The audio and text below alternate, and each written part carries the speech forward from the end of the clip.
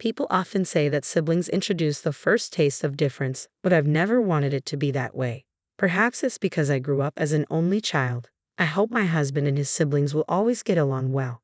My name is Malia, and at 35 years old, I'm a housewife juggling household chores, childcare, and a part-time job. It's been nearly a decade since I married Elbert, whom I met at work. We've been blessed with 2 children during this time. Elbert has always been kind, a loving husband, and a devoted father since our dating days. Our family gets along harmoniously, and every day is typically peaceful and happy.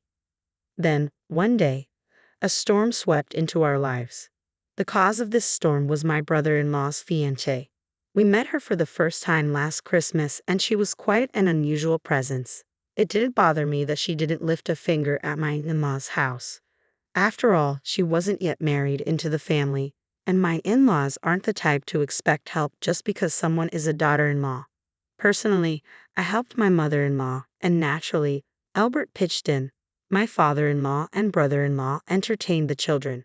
Meanwhile, my brother-in-law's fiancée spent the entire time glued to her phone. Even during Christmas greetings and meals, she never put it down.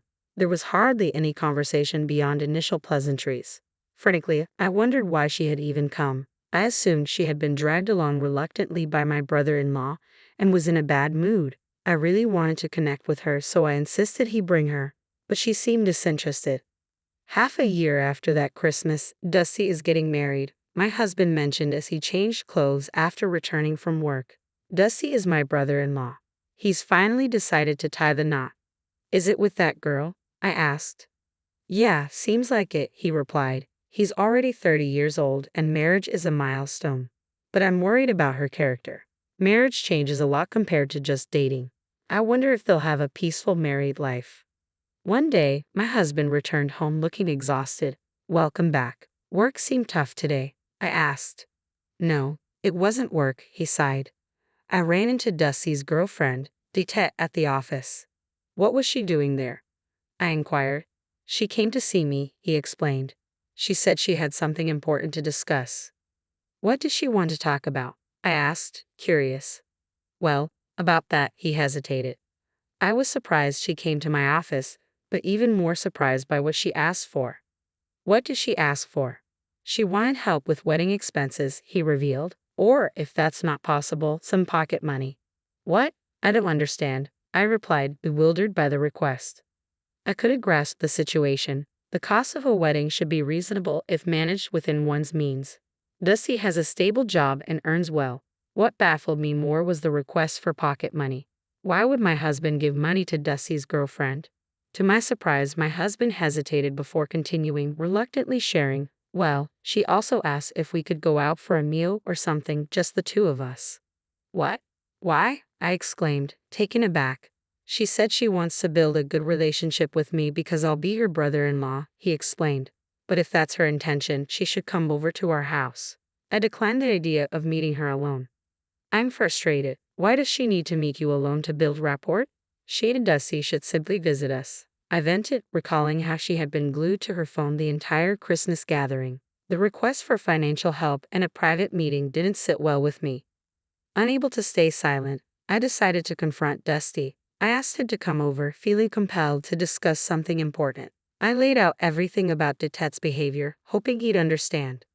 Dee would never ask for such things, Dusty insisted, refusing to believe it. Why would she ask my brother for money and suggest meeting alone? It doesn't make sense. But it's true, I insisted. I believe her. I trust Dee, Dusty asserted firmly, exchanging a troubled glance with my husband. Trusting your partner is crucial in marriage. You shouldn't marry someone you can't trust. It's normal to prioritize and believe in your fiancé over your own brother. I only heard about this from my husband, but I didn't doubt him for a moment. Trust forms the foundation of a marriage. Ultimately, Dusty wasn't to blame. He left our house somewhat upset after our discussion. My husband and I decided that unless something more serious occurred, we wouldn't intervene further. All we wanted was Dusty's happiness. However, Danette's behavior didn't cease. Having resigned from her job in anticipation of marriage, she seemed to be bored. Almost every day, she started visiting my husband during his lunch break at his office. She also sent him messages on his phone. He instructed the receptionist not to allow her in and ignored her messages. He reported each incident to Dusty, but Dusty refused to believe it.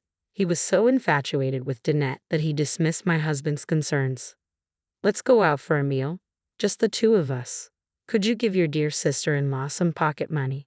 I feel so lonely without Elbert by my side. Her messages read.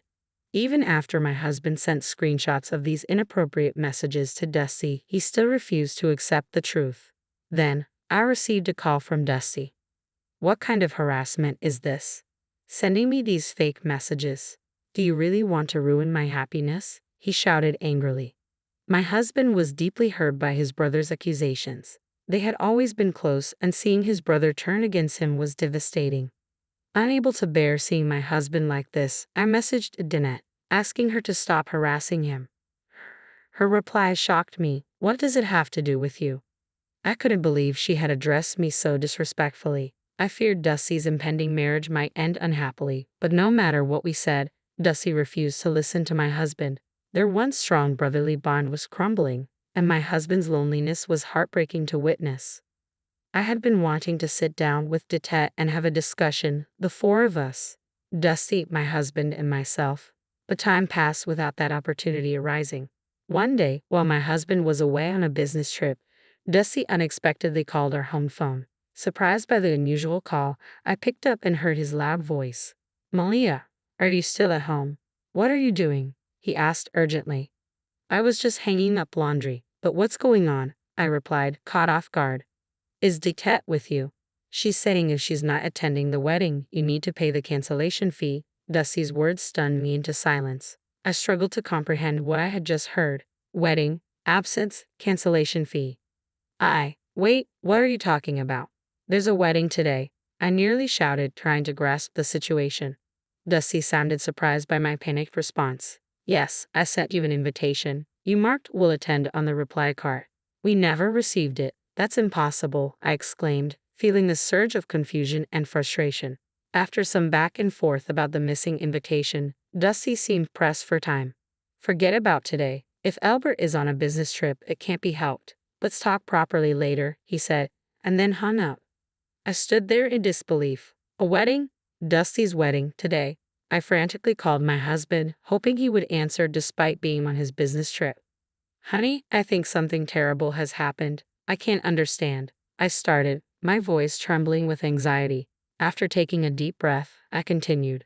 A few days later, I recounted the phone call with Dusty to my husband after he returned from his business trip. We decided to visit Dusty's new apartment. As we stood outside the rental, we rang the intercom repeatedly with no response. Finally, to our surprise, Danette, now my sister-in-law, answered.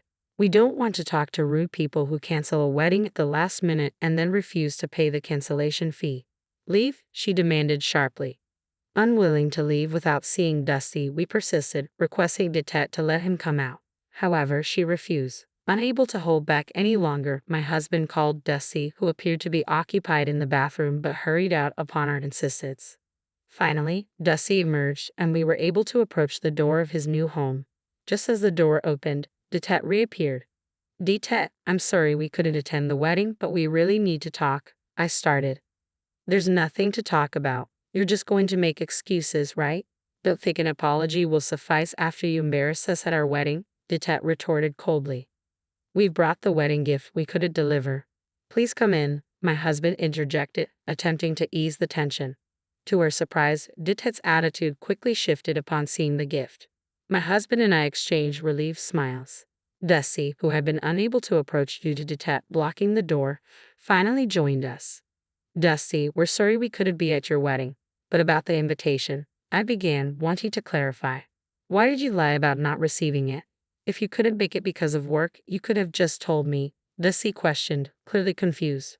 We really never received the invitation. That's impossible, my husband insisted. The debate about the missing invitation resumed until my husband remembered the reply postcard. Here it is. The address on it isn't from around here. It's from a local post office, likely near our area. Our house is about a 20-minute drive from Dusty's apartment, and if it were from our neighborhood, it would have a different post office address, my husband explained, showing the postcard. Did you have the local post office handle this? Dusty asked, puzzled. Why would it complicate things like that? My husband replied quickly. Then who handled the invocations? I inquired, looking at Dusty. Deet did, Dusty replied reluctantly, confirming my suspicion. I had suspected that Danette had taken charge of most of the wedding preparations while Dusty focused on work. She had handled the invitations, and now it seemed like a deception. Something had bothered me since I first saw the postcard. The names written on it, mine and my husband's, were clearly not in our handwriting. My husband had a talent for calligraphy and wrote beautifully, whereas I struggled with my own handwriting, which was far from elegant. Normally, I relied on my husband to fill out forms and documents for our children's school due to my poor penmanship. The names on the postcard were written in a cute, distinct style that was certainly not ours. I can't write in such a cute style. This handwriting. It's Danette's, I realized aloud, feeling a sense of disbelief that we hadn't noticed sooner. It was only now that Dusty also recognized the handwriting. Danette, what is the meaning of this? I don't know, Danette stammered, feigning innocence. It's clearly your handwriting. Realizing the truth, Dusty confronted Danette angrily. She appeared panicked and evasive. My husband stepped in to calm his brother, asking Danette quietly, "Why did you do this, Danette?" We admit it was our fault for not confirming the wedding date, but we believed the invitation would come, so we didn't bother to ask. I'm saddened that I missed my brother's big day, my husband explained, trying to understand. Why did you do it, Danette? Dusty demanded, his frustration evident. Initially scared, Danette hesitated before admitting, because you were in the way, Elbert, attending the wedding, showing the messages I sent. I thought it would be troublesome. In the way, Dusty repeated incredulously. So you tried to set us up to protect yourself? Our parents and relatives scolded us, questioning why we prioritized work over my brother's wedding. They even criticized my wife as inconsiderate. Danette fell silent under the weight of her own admission. She had manipulated the situation to tarnish our reputation among relatives, hoping we might avoid family gatherings if they thought poorly of us. Never trust someone who calls themselves cute, Dusty remarked bitterly. That's what I should have realized. And now what? Danette retorted defensively. It's Dusty's fault for not earning enough. Her blunt words stunned us all. Until then, we had seen Danette as easygoing, but now we saw her true colors. My husband, Dusty, and I were left shocked and dismayed by her selfish actions. I want to be a housewife, relaxing at home, lunching at my favorite places. Dusty's salary won't allow that, I told Albert. An allowance is one thing, but why does she insist on meeting you alone? What's wrong with wanting to dine with a handsome man? Her defiant attitude left me speechless. Danette, perhaps overwhelmed, started tearing up. I expected Dusty to explode in anger, but instead, he sighed deeply. He seemed to be holding himself back, maintaining his composure. Slowly, he extended his hand to Danette, and she placed hers in his. Dusty, will you forgive me? She pleaded. He withdrew his hand abruptly. What are you misunderstanding, Danette? Just give it to me. What? What do you mean? Your mobile phone. Show it to me now, Danette protested. Dusty snatched the phone from her before she could react. After a moment of operating it, his face turned pale. Wow, he muttered, avoiding Danette's reaching hand as he held the phone high above her. You've been cheating, haven't you? At his words, my husband stepped forward and took the phone from Dusty easily. Given their similar height, his expression grew stern as he examined the screen. I see quite a few. What do you mean by this? My husband asked, showing me the phone screen. This is a violation of privacy, Danette shouted in anger, attempting to retrieve the phone. Dusty held her back. Wow, how many guys are there? He muttered, his eyes scanning the explicit messages on the screen. The chat application revealed conversations with multiple men, filled with suggestive content. Had fun today, let's do it again. Read one message. I'm free tomorrow since my boyfriend is working, said another. I need more stamina. Sneaking around is so exciting. Can't get enough with my boyfriend. How about a hotel tomorrow? These messages were just the tip of the iceberg. You're the worst, truly the worst, Danette yelled at us, but I couldn't help but think she was the lowest of the low. Finally, under our intense glares, Danette fell silent. I never thought I'd be considering divorce so soon after getting married. Dusty sighed heavily. Divorce? Danette panicked at his words. I wanted to ask her if she hadn't thought divorce was a possibility all along. Of course, I can't stay married to someone who cheats, Dusty continued. But wait, it was just for fun. You can see from the messages it was just play. Danette tried to defend herself. You think it's okay to be involved with other men if it's just play? My husband interjected.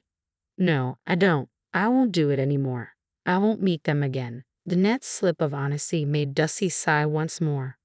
I know a lawyer. I'll introduce you, my husband offered gently, placing a comforting hand on Dusty's shoulder.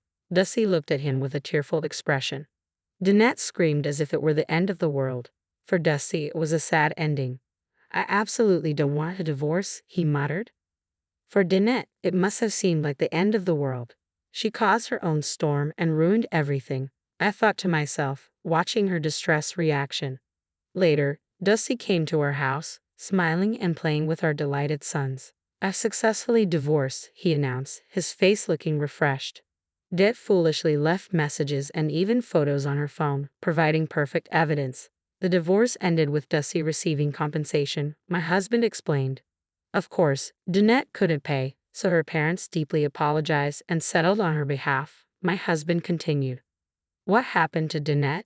Dusty answered quietly. She's working from morning till night to repay her parents. They're keeping a strict eye on her so she won't escape. Dusty's face turned complex as he heard about his almost in-laws. It seems Danette will lead a very constrained life from now on. She wanted an easy life as a housewife, but that seems unlikely now. Don't underestimate housewives, my husband remarked. I can't imagine someone with such misconceptions managing to work properly. She's probably whining while working, Dusty added, reflecting on Danette's new reality. Well, it was tough, but it's good that you found out early. Think of it as a valuable life experience, my husband reassured Dusty. Yeah, I'll take my time, but eventually I'll start looking for someone else, my true soulmate, Dusty said with a hint of optimism. Dusty, you'll be fine. Keep it up, my husband encouraged him. I'm sorry for the trouble, and thank you, Dusty said gratefully. Don't mention it. Protecting my little brother is natural, my husband replied warmly. As I watched them share a laugh, I couldn't help but feel relieved. I was worried when things got tense, but brothers being close is best after all, I thought to myself. Mama, what's going on? My sons asked as they approached, looking puzzled. I smiled and placed my hands on both of their heads. You two always stay close like your dad and uncle, okay? Okay, Mama, they giggled in unison. Watching them play together, I couldn't help but smile warmly, cherishing the bond they shared.